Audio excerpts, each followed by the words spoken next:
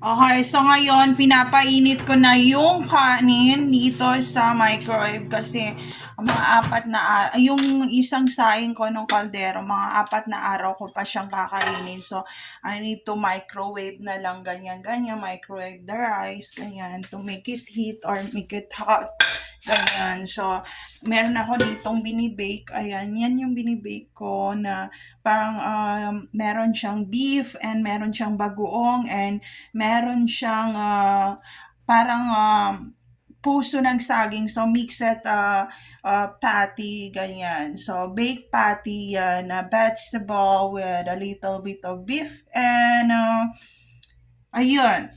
It's a it's a beef vegetable patty using air fryer to bake it.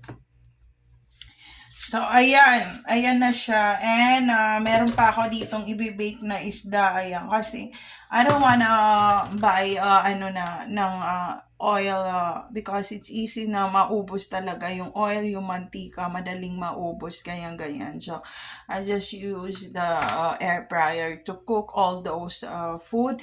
And, yeah, I just wanna share, friends. And, let's eat. Kain tayo, friends.